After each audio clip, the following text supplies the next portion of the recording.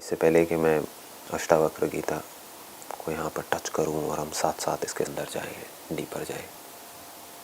साथ में जाने का मतलब यही है कि आपको पूरी तरह से सुनना होगा कि मैं बोल क्या रहा हूँ, बजाय कि अपने दिमाग में पहले से ही कुछ बिठा करके रखने के।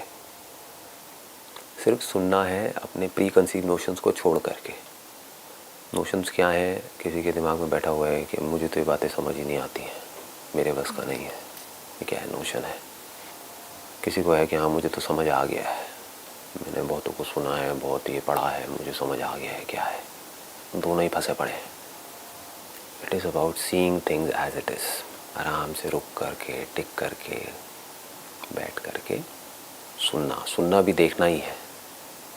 कि अगर आप सुनोगे अपना सब कुछ छोड़ छाड़ के, मतलब पूरी तरह से खाली हो करके, तो आप भी वो देख लोगे जो मैं देख रहा हूँ। फिर आप जज कर सकते हो कि जो मैं देख रहा हूँ वो सच है मेरे लिए भी और आपके लिए भी, या मेरे लिए तो है, आपके लिए नहीं है।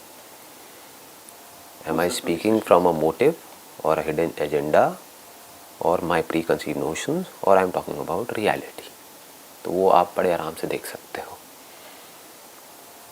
Is it a subjective point of view और a point of view which can be verified again and again by anybody and everybody. Gradually all your doubts will come to an end, not temporarily but permanently. हर तरह के internal conflicts zero हो जाएंगे पूरी तरह से।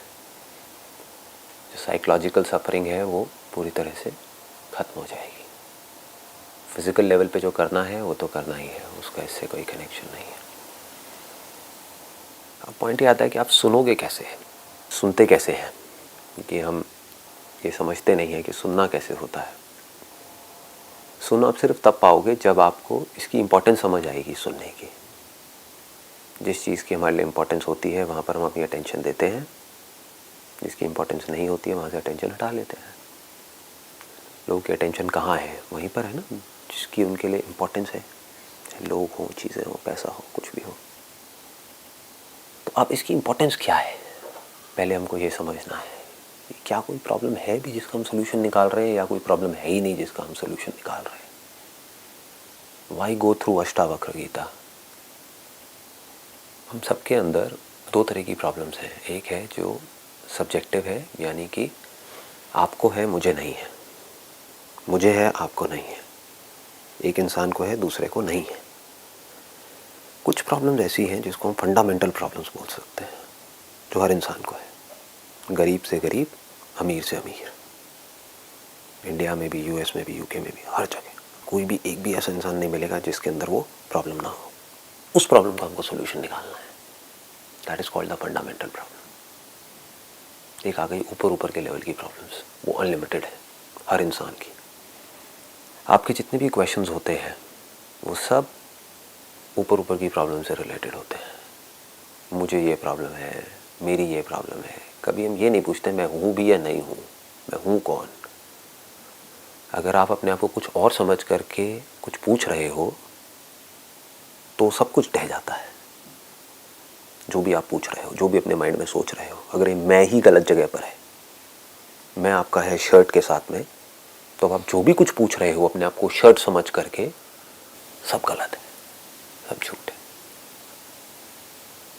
Shirt मर रही है, शर्ट पैदा हो रही है, शर्ट के साथ में लोग जुड़ रहे हैं, शर्ट का ये हो गया, शर्ट का वो हो गया, whatever it is, unlimited problems. But हम कभी ये नहीं पूछते रुक करके कि क्या मैं शर्ट हूँ भी या नहीं हूँ, क्योंकि पूरी दुनिया अपने आप को शर्ट बोल रही है, तो हम भी बोल रहे हैं और वो अज्यूम करके पूछ रहे हैं। वो अज्यूम करके आप मुझे सुन रहे हो, तो क्या समझ आएगा? तो कुछ भी अज्यूम करके नहीं सुनना है, बड़े आराम से सुनना है। तो ये जो फंडामेंटल प्रॉब्लम्स हैं जो हर इंसान की है, वो क्या है? There is a sense of lack which is there in all of अस।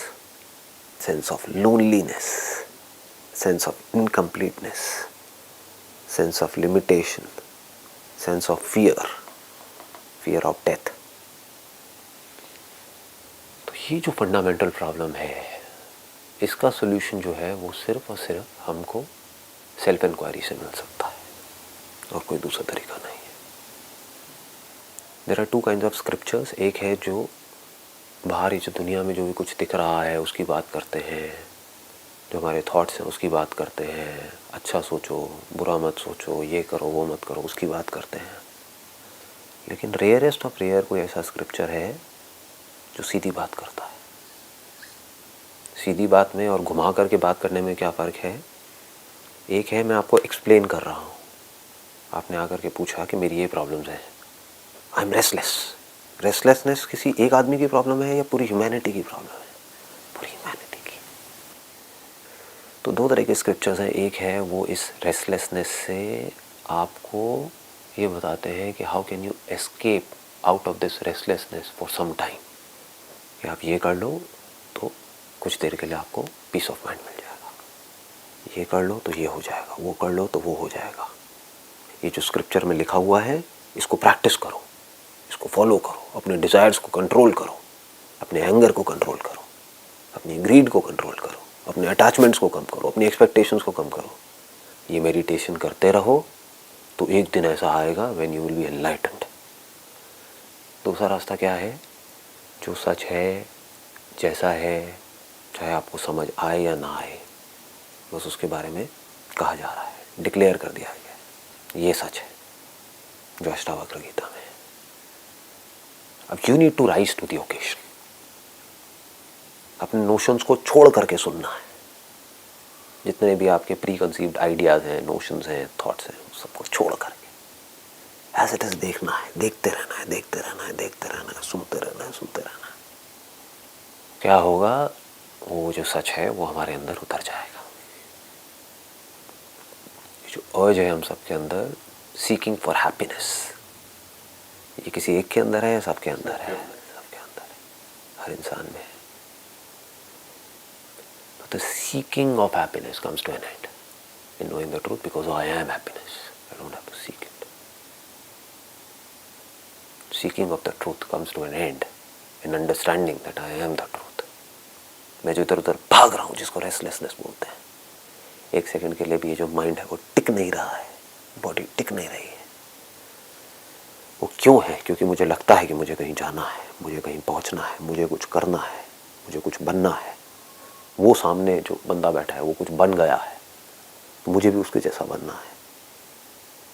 सब कुछ ना कुछ कर रहे हैं अपनी इस रेस्टलेसनेस को ख़त्म करने के लिए, अपनी इस रेस्टलेसनेस को भूल जाने के लिए।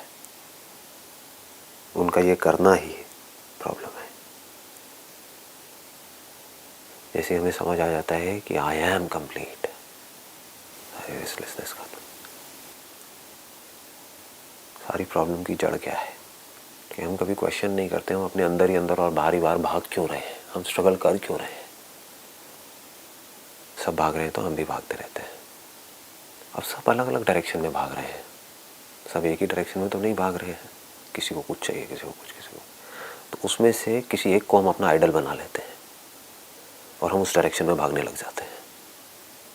वहाँ पहुँचते हैं, वहाँ जा कर के देखते हैं यहाँ पर भी कुछ नहीं है। फिर हमें कोई और नज़र आता है, फिर कहीं और अट्रैक्ट हो जाते हैं, फिर कहीं और भागते रहते हैं। उसके लिए इधर से उधर पहुंचने के लिए हमको बहुत स्ट्रगल भी करनी पड़ेगी, पता नहीं क्या क्या करना पड़ेगा, बीच में किन किन लोगों से लड़ना पड़ेगा, बीच में किस किस तरह की प्रॉब्लम्स आएंगी, तब जा कर के वहाँ तक पहुँचेंगे। रास्ता बनाना पड़ेगा, रास्ते में जो लोग हैं उनको कुचलना भी पड़ेगा, लड़ना भी पड़ेगा, बहुत कुछ करना पड़ेगा, तब जाके आप वहाँ पहुँचोगे। और वहाँ पहुँच कर के भी देखोगे कुछ भी नहीं है। ये लाइफ है। तो इस सब का सोल्यूशन क्या है कि आप जहाँ पर हो वहीं पर टिक करके बैठे हुए हैं और कोई बंदा आकर के आपको ये बोल रहा है कुछ करने की ज़रूरत ही नहीं है। अभी आपकी प्रॉब्लम क्या है? आपको लग रहा है कि मुझे कहीं पहुँचना है, मुझे एनलाइटेंड होना है। What do you mean by enlightenment? आपकी सबकी डेफिनेशन अलग अलग है।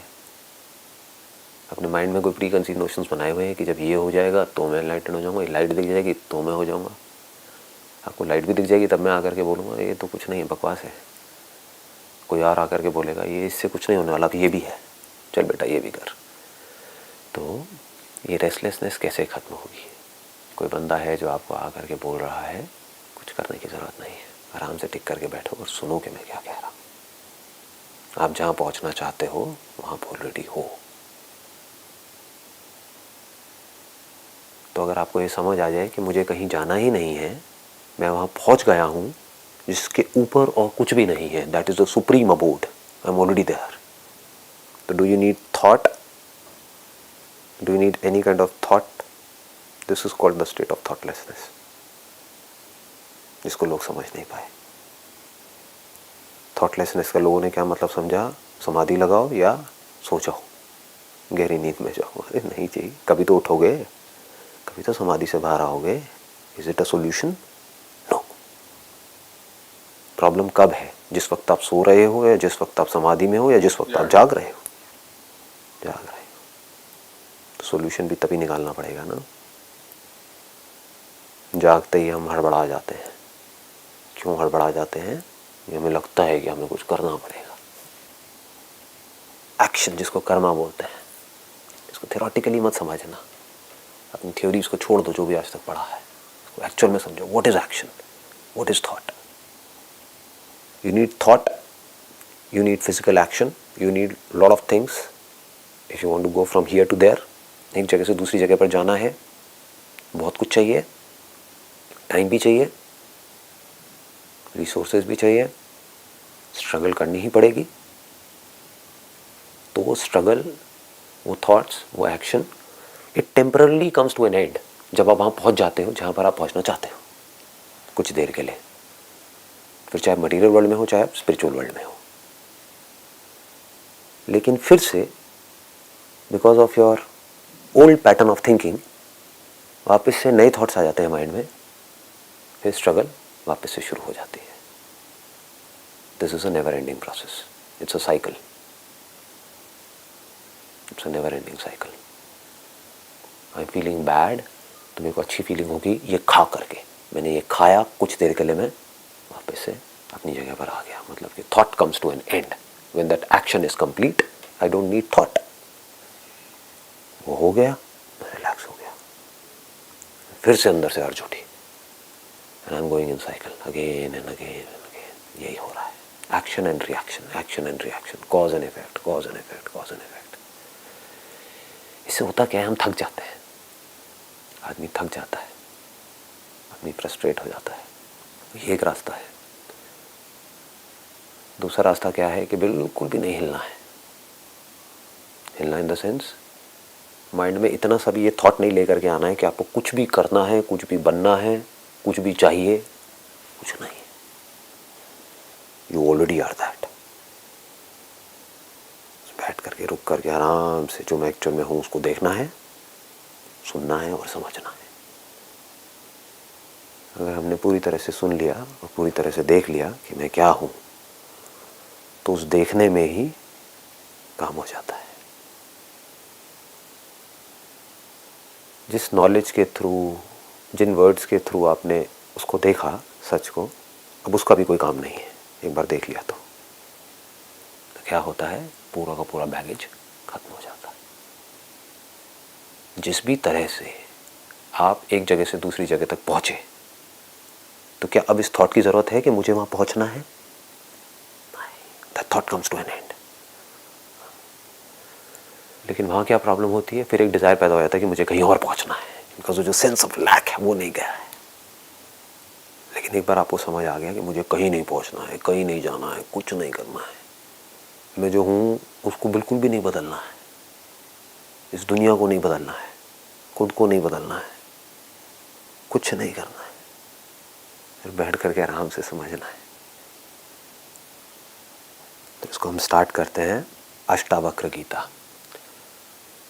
इससे रिलेटेड बहुत सारी कहानियाँ हैं जिसके अंदर मैं नहीं जाऊँगा कि अष्टावक्र कौन थे, राजा जनक कौन थे, वो विदेह के राजा थे.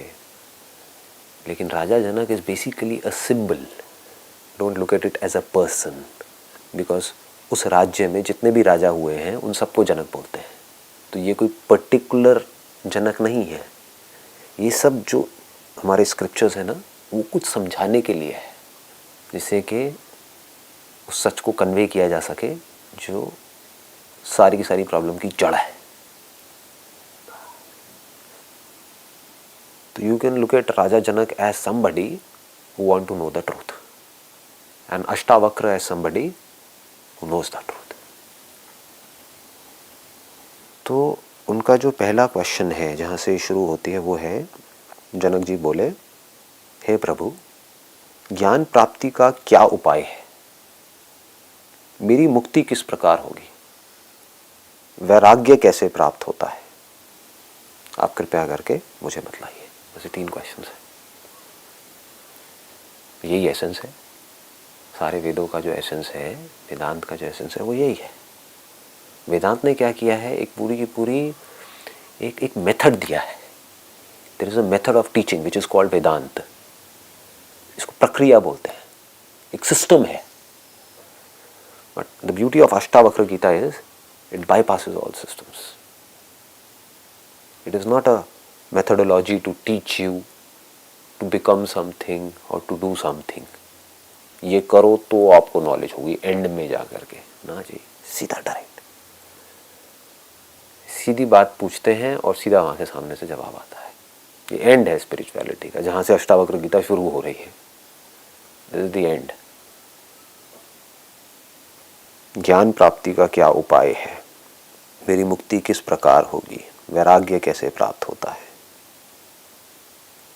एक एक वर्ड को बारीकी से समझना होता है यहाँ पर। बिकॉज प्रॉब्लम क्या है कि हर वर्ड से रिलेटेड आपके माइंड में पहले ही एक इमेज बनी हुई है।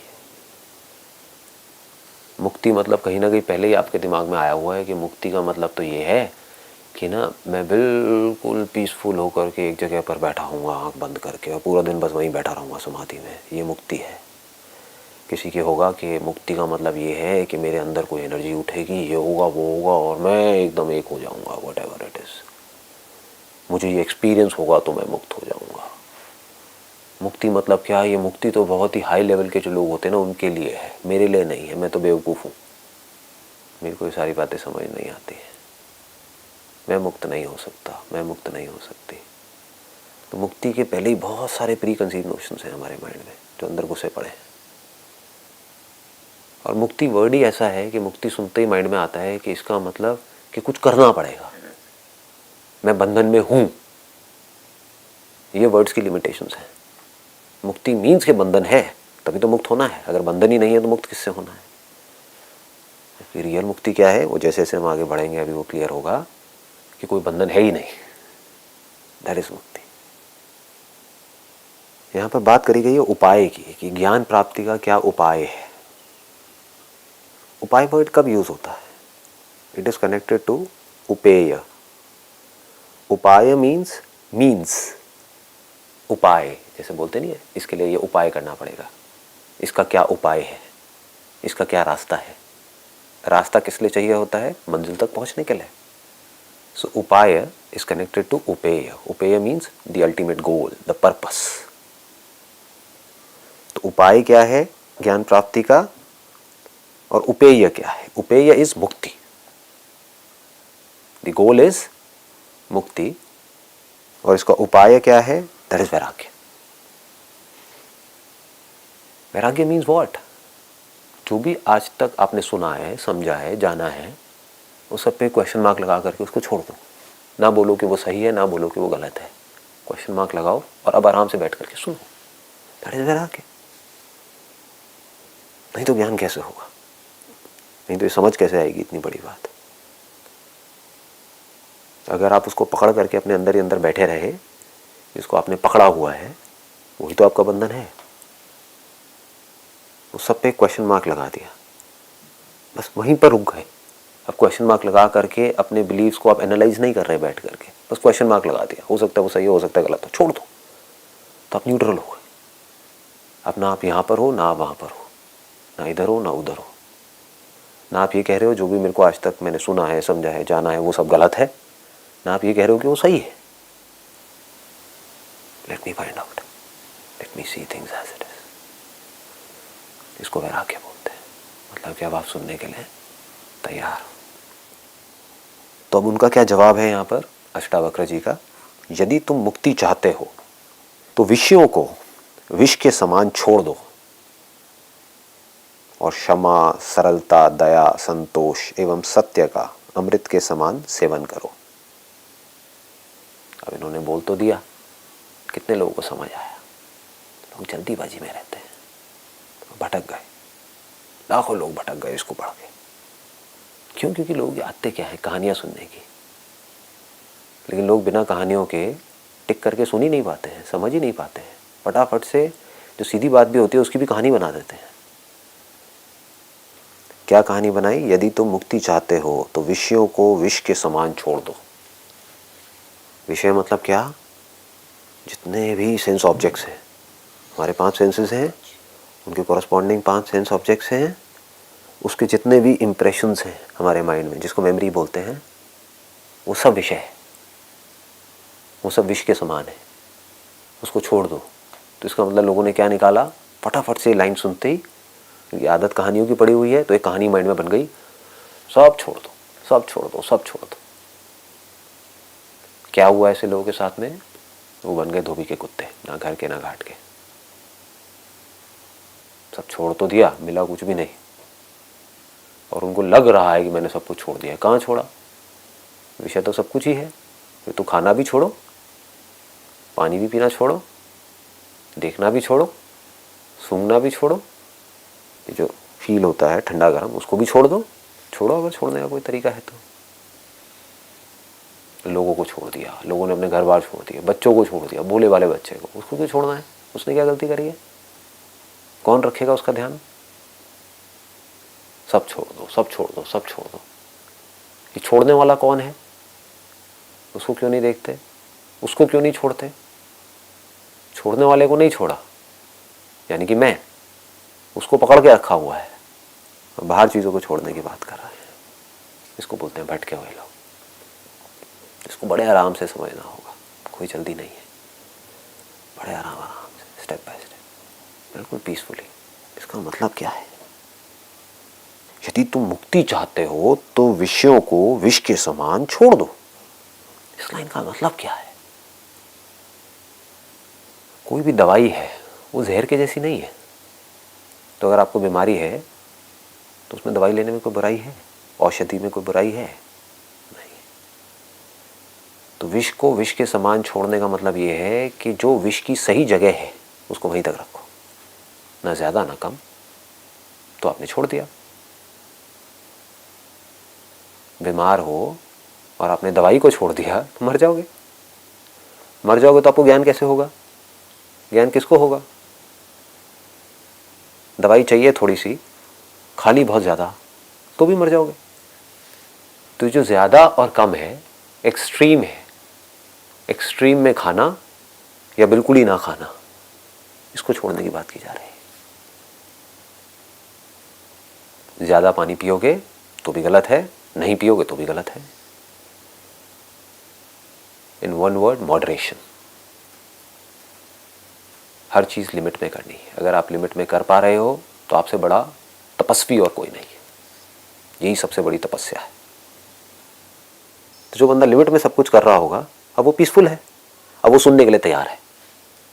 जो भूखा होगा और बैठ करके सुन रहा होगा अष्टावक्र जी को, वो नहीं सुन पाएगा, उसका ध्यान अपनी भूख की तरफ होगा। जिसने बहुत ज़्यादा खाया होगा वो भी नहीं सुन पाएगा, सो रहा होगा। लेकिन जिसने लिमिट में खाया होगा, ना ज़्यादा ना कम, कोई दिक्कत ही नहीं है। खाने की वजह से प्लेजर होता है, क्या उस प्लेजर को छोड़ सकते हैं हम? क्या वो प्लेजर बुरा है? क्या बुरा है? अच्छा है। उसी की वजह से तो आप खा रहे हो। अगर खाने में बिल्कुल भी प्लेजर नहीं होता, पेन होता, तो हम खाते क्या? मर जाते हैं। तो प्लेजर को भी नहीं छोड़ना, खाने को भी नहीं छोड़ना, लोगों को भी नहीं छोड़ना, कुछ भी नहीं छोड़ना। जिस चीज़ की जितनी इम्पोर्टेंस है उसको उतनी ही इम्पोर्टेंस देनी है। लाइफ में शांति से आगे बढ़ना है। You can call it the middle path, call it a balance life. एक आपने क्या छोड़ा? आपने एक्सट्रीम में चीज़ों को करना छोड़ा, उसको छोड़ना बोलते हैं।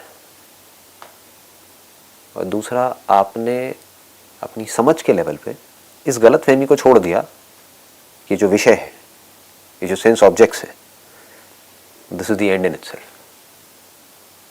ये सब उपाय है, उपेय नहीं है। यानी कि ये सब मीन्स हैं एक एंड तक पहुंचने का। This is not the and in itself. Her point पे आपको विषय चाहिए तो आप विषय नहीं छोड़ सकते। आपको भूख लगी, आपने एक चाकू उठाया, सब्जियां काटी, ये सब क्या है? चाकू क्या है? विषय है, ऑब्जेक्ट है। तो ऑब्जेक्ट को पकड़ा, सब्जी को पकड़ा, सब्जी को काटा, सब्जी को बनाया, उसके बारे में आप सोच भी रहे हो किसमें कितना मसाला डालना है, कम डालना है, ज़्यादा डालना है।